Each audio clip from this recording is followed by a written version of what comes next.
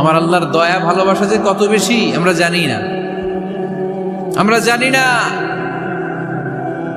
আরশের বুকে আল্লাহ বিশাল সাইনবোর্ডে লিখে রেখেছেন সাবাকাত রাহমাতি গাদাবি, সাবাকাত রাহমাতি গাদাবি।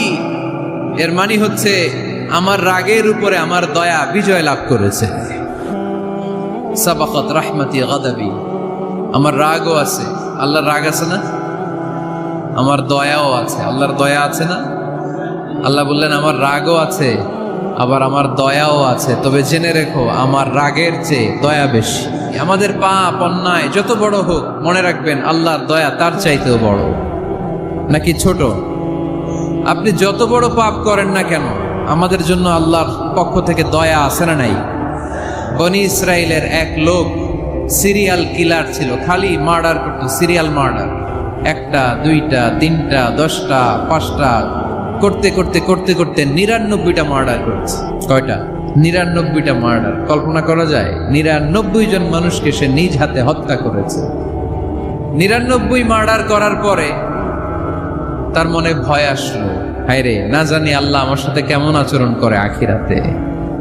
আমার তাওবা আছে কিনা কপালে জানি না, আমার তো ক্ষমা নাই, কি করবো আমি? তো সে লোকজনদেরকে জিজ্ঞেস করলো আমার ক্ষমা আছে কিনা, এটা কে বলতে পারবে? আমাকে আল্লাহ মাফ করবে কিনা? তারা সবাই বললো এই এলাকায় এক আল্লাহর ওলি আছে, তার কাছে যাও। সে আল্লাহর ওলির কাছে যেয়ে বলে, ও আল্লাহর ওলি, আমি 99টা হত্যা করেছি, 99টা মার্ডার, আমার কপালে ক্ষমা আছে কিনা তুমি একটু বলো। আল্লাহর ওলি কই, কি বললা? 99টা মার্ডার? আয় হা সর্বনাশ, তোর কোনো ক্ষমা নাই। এবার যে মার্ডার করছো কয় আমার যেহেতু ক্ষমা নাই, তোরে বাঁচায় রেখে লাভ কি, তোরেও দিলাম শেষ করে। এবার সেঞ্চুরি করে ফেলাইস। কথা বুঝতেছেন? আমার যেহেতু ক্ষমা নাই, তো তোরে বাঁচায় রেখে কি লাভ, তোরেও শেষ করে দিলাম। এবার সেঞ্চুরি। সেঞ্চুরি করার পরেও ভয় আসে না নাই অন্তরে? অন্তরে তো আল্লাহর ভয়, কই যাবে? খুঁজতে লাগলো কে সমাধান দিতে পারবে। একজন বলল ওই এলাকায় একজন বড় আলেম আছে, ওই আলেমের কাছে যা। সে আলেমের কাছে যেয়ে বলে, আলেম, আমি 99টা হত্যা করেছি, এখন আমার বড্ড ভয় হয়, আল্লাহ আমারে মাফ করবে কিনা, তুমি একটু আমারে বলো। আলেম বলে, তোমার গুনাহ যত বড়ই হোক, আমার আল্লাহর দয়া তার চাইতেও বড়। তুমি কি পাপ করেছো, কি অন্যায় করেছো? তুমি জানো না আমার রব কত মেহেরবান, তিনি কত দয়ালু, তিনি ভালোবাসার আধার, তিনি করুণার আধার। তোমার পাপ অন্যায় যদি হয় খালের পানির সমান, বিলের পানির সমান, আমার আল্লাহর দয়া সাগরের পানির সমান। তোমার পাপ আর অন্যায় যদি হয় পাহাড়ের সমান, আমার আল্লাহর ভালোবাসার দয়া হচ্ছে আকাশের সমান। তুমি যদি তওবার মতো তওবা করতে পারো, ক্ষমার মতো ক্ষমা চাইতে পারো, চোখের পানি ছেড়ে, চোখের পানির বড় দাম, চোখের পানির মধ্যে বিশাল কারিশমা, এটা আল্লাহ খুব পছন্দ করে। 2 ফোঁটা পানি আল্লাহ পছন্দ করে। এক, জেহাদের ময়দানে শহীদের গা বেয়ে ঝরে পড়া রক্তের ফোঁটা। 2 হচ্ছে অনুতপ্ত বান্দার চোখের পানির ফোঁটা। বান্দা যখন অনুতপ্ত হয়ে চোখের পানি ছেড়ে কাঁদে, তার চোখের পানি চোখ বেয়ে নাকের ডগা বেয়ে মাটিতে পড়ার আগেই ওই অনুতপ্ত বান্দার সব গুনাহ আল্লাহ মাফ করে দেয়। সে জিজ্ঞেস করলো আমার ক্ষমা আছে কিনা? আলেম বলে আছে, ক্ষমা আছে। তওবার মতো তওবা কর, তাওবাতান নাসুহা, তওবার মতো তওবা করলে আল্লাহ ঠিকই মাফ করবে। সে এতটাই অনুতপ্ত হলো, এতটাই, সে আল্লাহর কাছে ক্ষমা চাইতে শুরু করলো। আলেম পরামর্শ দিল, তুমি যে এলাকায় থাকো এলাকাটা ভালো না, এলাকাটা ছাড়ো, এখানে সব ডাকাতদের এলাকা, তুমি একটা ভালো এলাকায় যাও, ওখানে যে তওবা করে ভালো মানুষ হয়ে যাও। সে নিয়ত করে কাপড় চোপড় গুছিয়ে ভালো এলাকায় যাবে। ঘর থেকে বেরোয়ার সাথে সাথেই মালাকুল মাউত চলে আসছে, তার রুহু কবজ করে ফেলছে। এখন রুহু কে নিয়ে যাবে? ফাজাআত মালাইকাতুর রাহমা ওয়া মালাইকাতুল আযাব। রহমতের ফেরেশতারাও আসছে, আযাবের ফেরেশতারাও আসছে। রহমতের ফেরেশতারা বলে, না না, সে তওবার নিয়ত করেছে, যদিও তওবা করতে পারে নাই, যদিও ভালো এলাকায় যেতে পারে নাই, তওবার নিয়ত করেছে, অনুতপ্ত হয়েছে, ক্ষমা চাওয়ার চিন্তা করেছে, আমরা তার রূহ নিয়ে ইল্লিনে রেখে দেব। আযাবের ফেরেশতারা বলে, না না, ৯৯টা হত্যা করার পরে আরো একটা হত্যা করে সেঞ্চুরি করেছে, এখনো তো ভালোভাবে তওবা করতে পারে নাই, তার রুহুটা নিয়ে আমরা সিজ্জিনের ভেতরে ঢুকায় দেব। দুই দল ফেরেশতার মারামারি, এ বলে আমরা নিব, এ বলে আমরা নিব। ঝগড়া আছে না নাই? আল্লাহ বললেন, রাখো রাখো, ঝগড়ার দরকার নেই। এক কাজ করো, যেখানে মারা গিয়েছে ওইখান থেকে ফিতা দিয়ে মাপতে শুরু করো। ভালো এলাকাটা যদি কাছে হয় জান্নাতের ফেরেশতারা নেবে, খারাপ এলাকা যদি কাছে হয় জাহান্নামের ফেরেশতারা নেবে। খারাপ এলাকা তো একেবারেই কাছে, ঘর থেকে বের হওয়ার সাথে সাথে মৃত্যু হয়েছে। আর ভালো এলাকা তো অনেক দূর।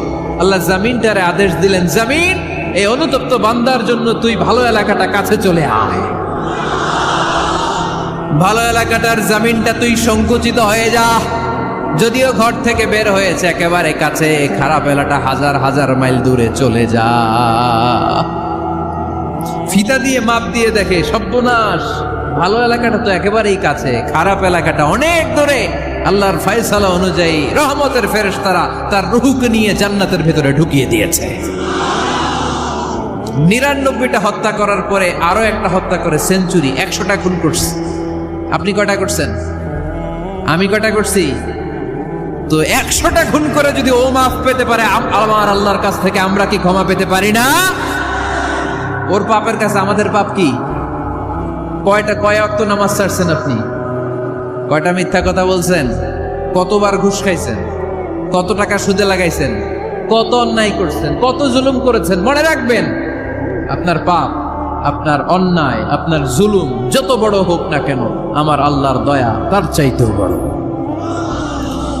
এজন্য আল্লাহ নিজের পরিচয় দিয়ে বললেন, আর রহমানু আল্লামাল কুরআন খালাকাল ইনসান আল্লামাহুল বায়ান। আমি রহমান, আমি দয়ার সাগর। তাহলে বুঝতে পারলাম আমার আল্লাহর দয়ার কোনো শেষ আছে? ১০০ টুকরা করে ৯৯ টুকরা দয়া ভালোবাসা আল্লাহ তাআলা নিজের কাছে রেখে দিলেন, আর ১ টুকরা দয়া আর ভালোবাসা আল্লাহ তাআলা গোটা বিশ্বের সবার মাঝে ভাগ করে দিলেন। আমরা সবাই মিলে পাইছি কয় টুকরা ভালোবাসা? উনি রেখে দিয়েছেন কয় টুকরা? ওই ১ টুকরার কিছু অংশ আমিও তো পাইছি, তাই না? আপনি পেয়েছেন, আমরা সবাই পেয়েছি, গোটা বিশ্বের সবাই, আদম আলাইহিস সালাম থেকে শুরু করে কিয়ামত পর্যন্ত যারা আসবে, এসেছিল এবং এখন আছে, সবাই মিলে কয় টুকরা? ওনার কাছে কয় টুকরা? কিন্তু এই ১ টুকরা যে আমরা সবাই ভাগে যোগে পাইলাম, আমাদের ভালোবাসার নমুনা দেখছেন? একজন আর একজনের ভালোবেসে বলে আত্মহত্যা করে ফেলে, আছে না নাই? আছে না? সালমান শাহ মারা গেছে, এই দেশের কয়েকটা মেয়ে গলায় রশি দিয়ে আত্মহত্যা করছে, শুনছেন? অমুক সেলিব্রিটির কি হয়েছে, ছাদ থেকে লাফ দিয়ে পরে মাথা ফাটায় ফেলছে। ভালোবাসা আছে না নাই? যারে ভালোবাসে তার নাম আবার ছেলেরা হাতের মধ্যে কেটে কেটে লেখে, প্লাস দিয়ে লেখে, প্লাস। ধরেন আব্দুল্লাহ প্লাস শামিমা, তো এ প্লাস এস, রক্ত দিয়ে লেখে, রক্ত। আমি অবাক হই, নিডেল, সুই দিয়ে কেটে কেটে লেখে আব্দুল্লাহর এ প্লাস শামিমার এস। কি ভালোবাসা! ১ ভাগ ভালোবাসার ছিটে ফোটা সবাই মিলে পাইছে। এইটা ঠেলা যদি এরকম হয়, তাহলে যিনি ৯৯ ভাগ ভালোবাসা রেখে দিয়েছে তার ভালোবাসা বেশি না কম? দেখেন, ছোট্ট বাচ্চাটা রাতে খেতে চায় না, মা যদি বলে খাও, বলে না, খাবো না। আব্বু অফিস থেকে আসুক, আব্বুর কোলে বসে বসে আব্বু আর আমি একসাথে খাবো। এই ছোট্ট বাচ্চাটা কিছু বোঝে না, কিন্তু তারপরও তার বাবার জন্য ভালোবাসা তার হৃদয়ে ঢুকাই দিছে কে? আপনাদের এলাকায় মুরগি পালেন না আপনারা? মুরগি যখন বাচ্চা নিয়ে হাঁটে, দেখবেন মুরগি ছানা ধরা যায় না, ধরতে গেলে মা মুরগিটা কি করে? কামড় দিতে আসে। এই ছোট্ট বাচ্চাগুলোর জন্য মা মুরগিটার হৃদয়ের ভিতরে ভালোবাসা ঢুকাই দিল কে?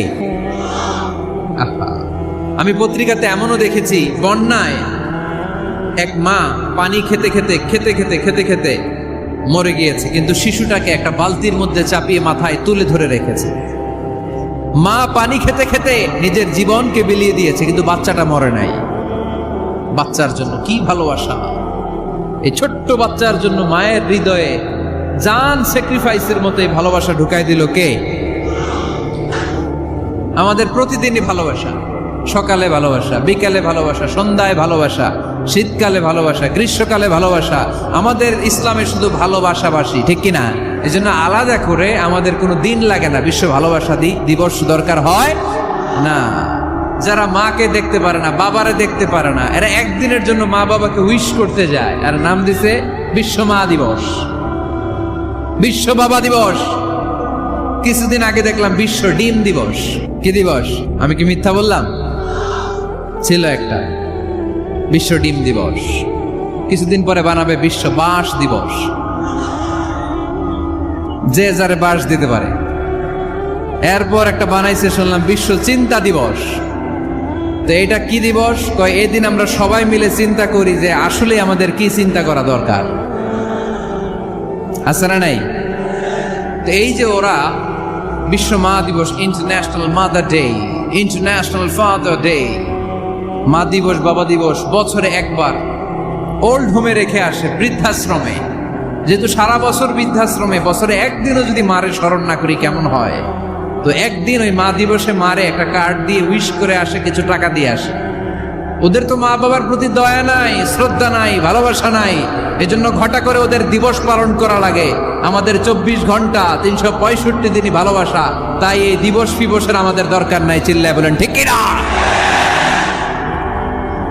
জন্মের পর থেকেই তো আমাদের ভালোবাসা, মৃত্যু পর্যন্ত ভালোবাসা, আমৃত্যু ভালোবাসা। এই জন্য বিশ্ব ভালোবাসা দিবস, এটা ইসলাম কখনো সাপোর্ট করে না। ভালোবাসার কেন্দ্রবিন্দু একজন, চিল্লায় বলতে হবে তিনি কে? দেখেন, এক টুকরা ঠেলায় বিশ্ব ভালোবাসা দিবস আমরা পালন করি। ভালোবাসার গান, ভালোবাসার নাটক, ভালোবাসার ফিল্ম, ভালোবাসার কবিতা, অভাব নাই। কত ভালোবাসার স্টোরি আপনারা জানেন, এত ভালোবাসা। কিন্তু সবাই মিলে ভালোবাসার এক অংশ আমরা ভাগে যোগে পেয়েছি। এক অংশের নমুনা যদি এমন হয়, 99 টুকরা ভালোবাসা যিনি রেখে দিয়েছেন নিজের মধ্যে, তার ভালোবাসা বেশি না কম? এজন্য আমরা আল্লাহর ভালোবাসার ভিখারি, আমরা আল্লাহ তাআলার রহমতের ভিখারি। আল্লাহর রহমত ছাড়া কেউ কোনোদিন জান্নাতে যেতে পারবে? কোনোদিন নিজের আমল নিয়ে বড়াই করবেন না। আপনার কি ভাবেন যে আপনার আমল দিয়ে আপনি জান্নাতে যাবেন? আল্লাহর হাবিব বললেন, আল্লাহর রহমত ছাড়া, ভালোবাসা ছাড়া কেউ কোনোদিন জান্নাতে ঢুকতে পারবে? আম্মা জান আয়েশা বললেন, ইয়া রাসূলুল্লাহ আপনিও না? আল্লাহর হাবিব বললেন, না আমিও না, তবে আল্লাহর রহমত আর দয়া সেদিন আমাকে ঘিরে রাখবে। মান নুকিশা উযিবা, যার হিসাব আল্লাহ সেদিন চাইবেন সে ধরা খেয়ে যাবে। সব সময় আল্লাহর কাছে এই দোয়াটা যেন আমরা করি, আল্লাহ কিয়ামতের দিন তুমি আমার হিসাব নিও না, আল্লাহ তুমি আমার বিচার বসিও না, আল্লাহ তুমি দয়া করে আমারে মাফ করে দিও। আল্লাহ যার বিচার করবেন ও জাহান্নামে যাবে, আর যার বিচার করবেন না সে জান্নাতে যাবে। আল্লাহ যদি বিচার করে আর পাই টু পাই হিসাব নেয়, নামাজ পড়লি না কেন, রোজা রাখলি না কেন, মিথ্যা বললি কেন, খাদ্যে ভেজাল দিলি কেন, মাছে ফরমালিন দিলি কেন, যৌতুক খাইলি কেন, ঘুষ খাইলি কেন, উল্টাপাল্টা করলি কেন, জিনা করলি কেন, একটার পর একটা প্রশ্ন বানে যদি সেই ভয়ঙ্কর দিনে আল্লাহ আমাদেরকে জর্জরিত করে, আমাদের কোনো উত্তর আছে? সেদিন আমাদের বাঁচার কোনো উপায় আছে?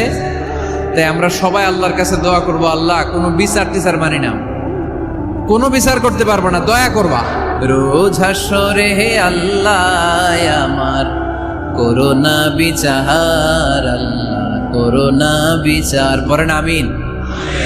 রোজ হাসরে হে আল্লাহ আমার করোনা বিচার, আল্লাহ করোনা বিচার, বিচার চাহি না তব দয়া চাহে এ গুনাহগার, আল্লাহ করোনা বিচার, পড়েন আমিন। তিনি যদি দয়া করেন তবেই আমরা জান্নাত যেতে পারবো, ঠিক কিনা? এজন্য আল্লাহ বললেন, আর রহমানু আল্লামাল কুরআন খালাকাল ইনসান আল্লামাহুল বায়ান। আমি হলাম রহমান। কাফেররা বলে রহমানকে জানি না, রহমানকে চিনি না। আল্লাহ বলে রহমান রে চিনে না, আমার নাম রহমান, আমি দয়ালু, আমি মেহেরবান, ঠিক কিনা? এজন্য প্রতিদিন সূরা ফাতিহায় দ্বিতীয় আয়াতটা আমরা কি পড়ি? আর রহমান আর রাহিম, ঠিক কিনা? তিনি দয়ার সাগর, তিনি মায়ার সাগর। আমরা বললাম, আল্লাহ ঠিক আছে আমরা বুঝেছি আপনি দয়ার সাগর, আর আপনি কি করেন? দ্বিতীয় আয়াতে আল্লাহ বললেন, আল্লামাল কোরআন, আমি কোরআন শিক্ষা দেই। শুধু দয়ার সাগর হয়ে আমি আল্লাহ বসে থাকি নাই, তোমাদের হেদায়েতের জন্য আমি কোরআন নাজিল করে দিয়েছি। আল্লামাল কোরআন, আমি কোরআন শিক্ষা দেই। আমাদেরকে কোরআন শিখিয়েছে কে? বিশ্বনবীকে কোরআন শিখিয়েছে কে? আল্লাহ। এজন্য দুনিয়াতেও যারা কোরআন শিখায় তাদের মর্যাদা বাড়ায় দেয় কে? বাংলার জমিনে যারা কোরআন শরীফ শিখায় এদের মর্যাদা সবচেয়ে কম, এদের বেতন সবচেয়ে কম, এরা সমাজে সবচেয়ে বেশি অবহেলিত, ঠিক কি না? আল্লাহর কাছে এরা সবচেয়ে বেশি সম্মানিত। আল্লাহর হাবিব বললেন, খায়রুকুম মান তাআল্লামাল কুরআন ওয়া আল্লামাহু, তোমাদের মধ্যে আল্লাহ তাআলার কাছে সবচাইতে প্রিয় শ্রেষ্ঠ ওই মানুষটা যে নিজে কোরআন পড়ে আবার অন্যরে পড়ায় দেয়। সুবহানাল্লাহ পড়েন। আপনি যদি কাউরে শুধু সূরা ফাতিহাটা শিখান, কোন সূরা? সূরা ফাতিহাটা যদি শিখায় দেন, সে যতদিন সূরা ফাতিহা তেলাওয়াত করবে ওই তার তেলাওয়াতের একটা পার্সেন্টেজ সওয়াব আপনার আমলনামায় আছে না নাই? সে যদি আবার আরেকজনের শিখায়, ওই লোক যদি আবার আরেকজনের শিখায় দেয়, এরকম যতজনকে তারা শিখাবে প্রত্যেকের তেলাওয়াতের একটা পার্সেন্টেজ সওয়াব আপনার আমলনামায় ঢুকায় দিবে কে? এজন্য কোরআন নিজেও শিখবো, অন্যকেও শেখাবো। রাজি আছেন তো? না খেয়ে না পড়ে অল্পতে তুষ্ট থেকে যারা শুকরিয়া করে এরা আমাদের আইম্মাতুল মাসাজিদ, মসজিদের ইমামরা, মসজিদের মুয়াজ্জিনরা। এক একটা মসজিদের মুয়াজ্জিনের গলা হবে এরকম বিশাল উঁচু। কিয়ামতের ময়দানে সবাই আমরা এর দিকে তাকায় থাকবো, কিরে ভাই তোর গলা উঁচু কেন? সে বলবে, আমার এই গলা দিয়ে প্রতিদিন 5 বার আমি আজান দিয়েছি। কিয়ামতের ময়দানে ঠিকই সম্মানিত, দুনিয়ায় আমরা চিনলাম না ওনাদেরকে। সেদিন আল্লাহ কোনো এক্সকিউজ গ্রহণ করবে না। সব পারো, হিন্দি তো ঠিকই কইতে পারো, হিন্দিতে কথা কইতে পারে না ছেলেপেলেরা? হিন্দি সিনেমা এমন দেখা দেখে হিন্দিতে কথা কইতে পারে। তো হিন্দি ভাষা বুঝতে পারলে, শিখতে পারলে আরবি পারলা না কেন? কোনো এক্সকিউজ, ওজর, আপত্তি সেদিন আল্লাহ গ্রহণ করবে? আসুন আমরা কোরআন পড়ি, প্রতিদিন একটা আয়াত হলেও কমপক্ষে আমরা যেন কোরআনের অর্থ পড়ি, বঙ্গানুবাদ পড়ি। রাজি আছেন তো? তো এই যে স্মার্টফোন আসছে স্মার্ট বানাইতে, যেই ফোনের মধ্যে কোরআন নাই সে আনস্মার্ট, ঠিক কিনা? যার মোবাইলের ভেতরে কোরআনের অ্যাপস আছে, ডাউনলোড করে অ্যাপস রেখেছে, সেই হচ্ছে আসল smart. He is the real hero, he is the real smart. এজন্য মোবাইলের অ্যাপসের ভেতরে কোরআন ঢুকাইতে হবে। এত সহজ হওয়ার পরেও আল্লাহ কি বললেন আমরা যদি না শিখি, না জানি, আল্লাহ কি ক্ষমা করবে? যা বলার সব আল্লাহ বলে দিয়েছে এই কোরআন। এই কোরআনে শুরু হয়েছে বিসমিল্লাহির রহমানির রহিম দিয়ে, মানে বা দিয়ে। কি দিয়ে? চিল্লায় বলেন না, কি দিয়ে? বা। আর এই কোরআন শেষ হয়েছে সূরাতুন নাস দিয়ে, যে সূরার শেষ আয়াত হচ্ছে মিনাল জিন্নাতি ওয়ান নাস। বা আর সিন মিলাইলে কি হয়? বাস। এবার বাসে চড়া শরীয়তপুর শহরে যাব। ওই বাস না, এই বাস মানে যথেষ্ট, এই বাস মানে সাফিসিয়েন্ট, কাফি। আল্লাহ বুঝালেন এই 30 পারায় 114টা সূরায় আমি যা দিয়েছি এটাই বাস, যথেষ্ট, নতুন করে আর কিচ্ছু লাগবে না। চিল্লায় বলেন ঠিক কিনা? যেমন কিতাব, এই কিতাবের পিছু লেগে লাভ নাই। এই কিতাবের বাণী ছড়িয়ে পড়বে গোটা বিশ্বময়। অনেকে অনেক ষড়যন্ত্র করেছে এই কিতাবকে ধ্বংস করে দেওয়ার। আমাদের এই খোদ ভারতবর্ষে ষড়যন্ত্র হয়েছিল। ব্রিটিশরা যখন চলে গিয়েছিল, ওরা প্ল্যান করেছিল এই কিতাবকে কি করে আমাদের থেকে ডিটাচ করা যায়, কেমন করে আলাদা করা যায়। এর একটা কমিটি করে দিয়েছে, আপনারা গবেষণা করে দেখেন এই ভারতবর্ষ থেকে কেমন করে কোরআন দূর করা যায়।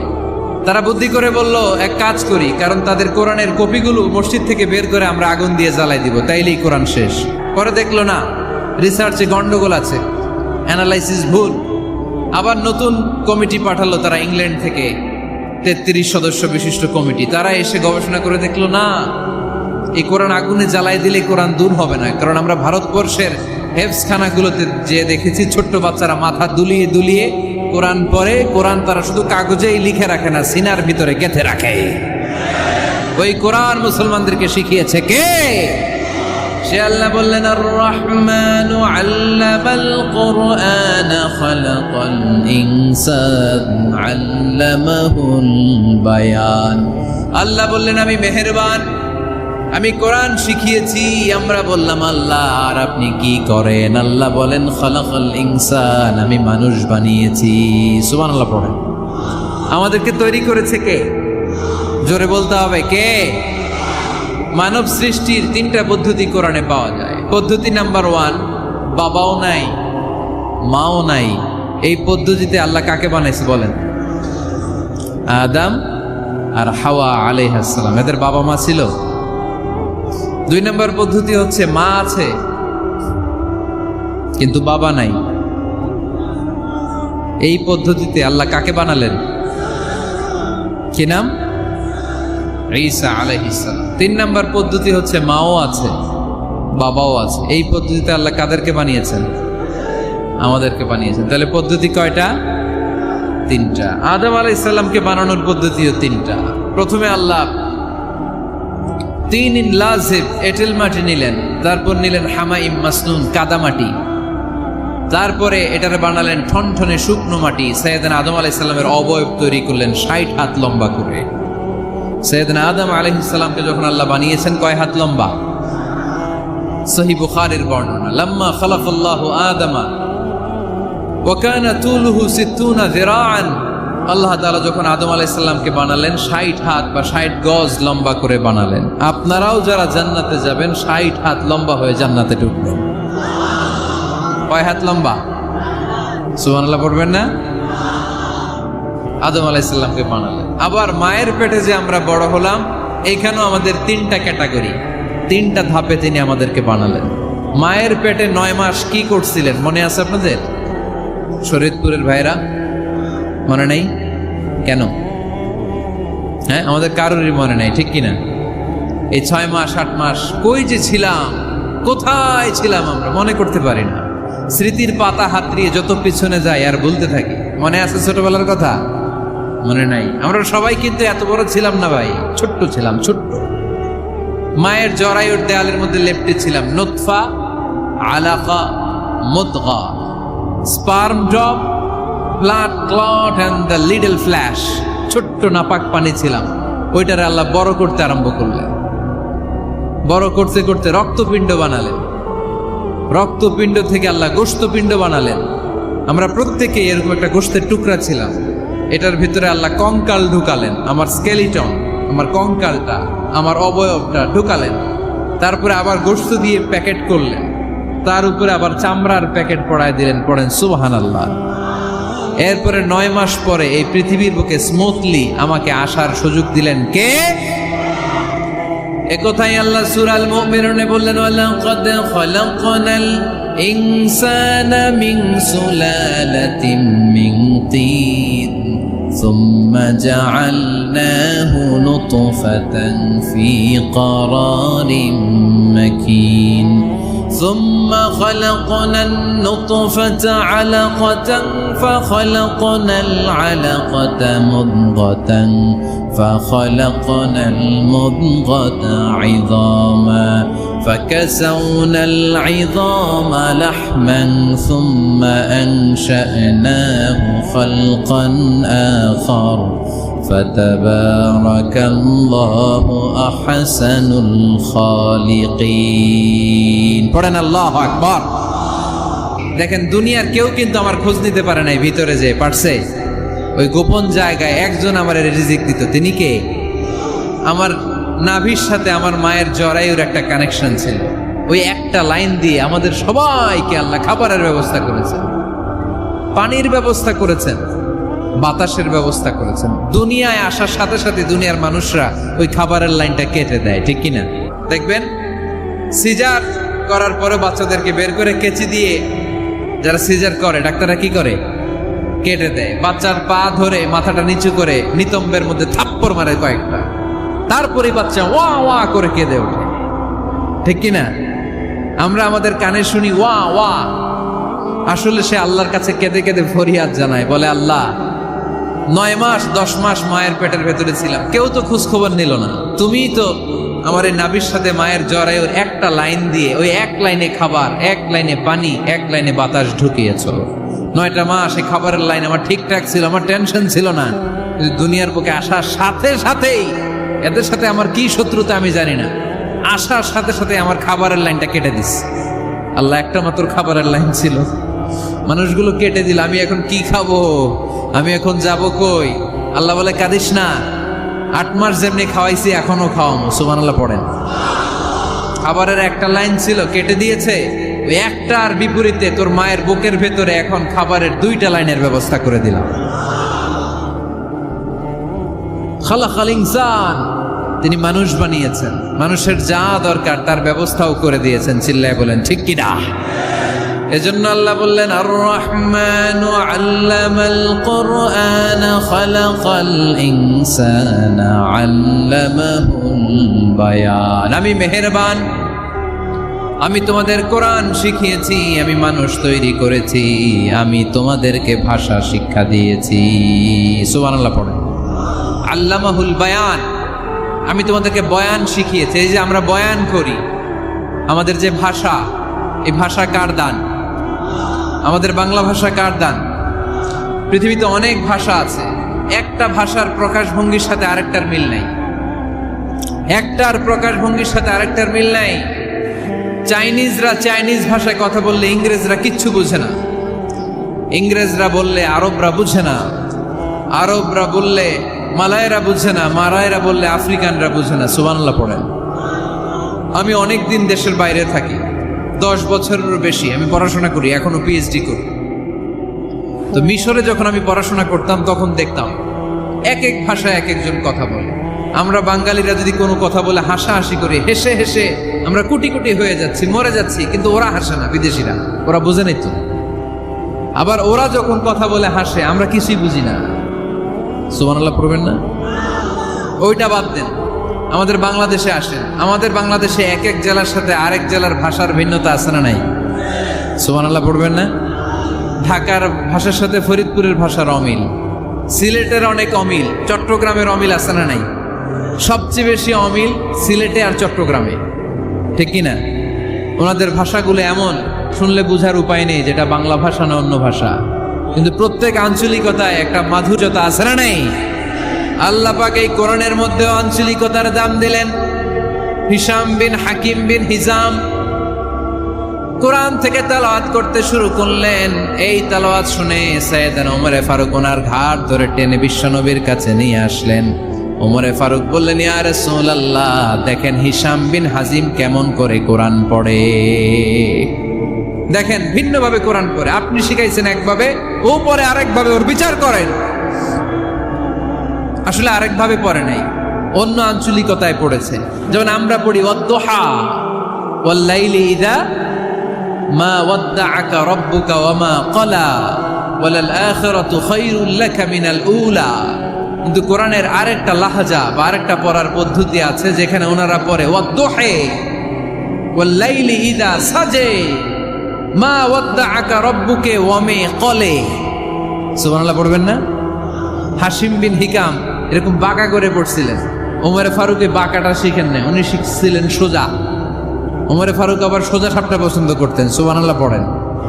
বিশ্বনবী বললেন, হিশাম বিন হিজামকে তুমি ছাড়ো।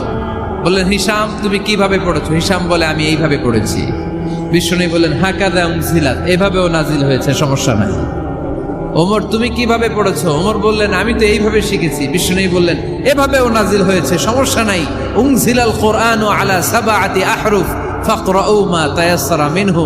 আরবি ভাষা একটা, কিন্তু এর মধ্যে আঞ্চলিকতা আছে 7টা। এই 7টা আঞ্চলিকতা দিয়ে কোরআন নাজিল করেছে কে? এজন্য আঞ্চলিকতার মর্যাদা আল্লাহ কোরআনেও দিলেন। এজন্য বললেন, আর রহমানু আল্লামাল কোরআন খালাকাল ইনসান আল্লামাহুল বায়ান। আমি মেহেরবান, আমি কোরআন শিখালাম, আমি মানুষ বানালাম, আমি তোমাদেরকে ভাষা শিখালাম। সুবহানাল্লাহ পড়েন। এরপর আল্লাহ বললেন, আশ-শামসু ওয়াল কামারু বিহুসবান ওয়ান নাজমু ওয়াশ-শাজারু ইয়াসজুদান। সুবহানাল্লাহ। আশ-শামসু ওয়াল কামারু বিহুসবান, চাঁদ আর সূর্য আমি তৈরি করেছি তোমাদের হিসাবের জন্য। হিসাব আছে না নাই? তাহলে এই সূর্য আর চাঁদ, চাঁদ আর সূর্যকে আল্লাহ এই মহাবিশ্বে দিয়েছেন হিসাবের জন্য, ঠিক কিনা? আল্লাহর হাবিব বললেন, সুমু লিরুইয়াতিহি ওয়া আফতিরু লিরুইয়াতিহি। চাঁদ দেখে রোজা রাখো, আবার চাঁদ দেখে রোজা ভাঙো। আমরা রমজান শুরু করি কি দেখে? জোরে বলেন। ঈদ শুরু করি কি দেখে? আশ-শামসু ওয়াল কামারু বিহুসবান। সূর্য চন্দ্রের গায়ে লাগে না, চন্দ্র সূর্যের গায়ে লাগে না। কোনোদিন কি দেখেছেন সূর্য আর চন্দ্র ধাক্কা লাগছে? দিনের ভেতরে রাত ঢুকে গেছে, রাতের ভিতরে দিন ঢুকে গেছে, এরকম কি কখনো হয়েছে? সব কিছু একজনের আইন মানে, চিল্লায় বলতে হবে তিনি কে। এরপরে আল্লাহ বললেন ওয়ান-নাজমু ওয়াশ-শাজারু ইয়াসজুদান, আকাশের তারকারাজি আর বৃক্ষমালা একজনকে সিজদা করে, তিনি কে? আকাশের তারাগুলো আল্লাহরে সিজদা করে, কিন্তু আমরা আল্লাহরে সিজদা করতে চাই না। গাছগুলো আল্লাহর জিকির করে, কিন্তু আমরা জিকির করতে চাই না, ঠিক কি না? অস্ট্রেলিয়ার সিডনি শহরে একটা জঙ্গল আছে, ওই জঙ্গলে একটা গাছ আছে, গাছ, ওই গাছটা টু দ্য ডাইরেকশন অফ কেবলা, কেবলামুখী হয়ে মানুষের মতো রুকু করে আছে একটা গাছ। সুবহানাল্লাহ কইতে বললেন না? ক্যালেন্ডারে দেখা যায়, পত্রিকায় দেখা যায়, গাছ রুকু করে আছে। আমরা রুকু করি না, আমরা সিজদা করি না। কিয়ামতের দিন আল্লাহ বলবে আমার সিজদা দিয়ে দেখা। আপনারা যারা নামাজ পড়েছেন, সিজদা দিয়েছেন, তারা আল্লাহু আকবার বলে সিজদায় লুটিয়ে পড়বেন। আর যারা নামাজ পড়ে নাই, তারা শত চেষ্টা করেও তাদের পিঠকে বাঁকা করতে পারবে না। এজন্য 5 ওয়াক্ত সালাত জামাতের সাথে পড়ার দরকার আছে না নাই? যে সব সময় আমরা ভরসা রাখবো একজনের উপর, তিনি কে? আমাদের গুনাহ যত বড়ই হোক, আল্লাহর দয়া তার চাইতেও বড়। সূরা আর-রহমানের শিক্ষা হচ্ছে আমাদের পাপ, অন্যায়, গুনাহ যত বড় হোক না কেন, আল্লাহর দয়া তার চাইতেও বড়, ঠিক কিনা? এজন্য নিরাশ হবেন না, হতাশ হবেন না। আপনি যত পাপ করেন না কেন, অনুতপ্ত হলে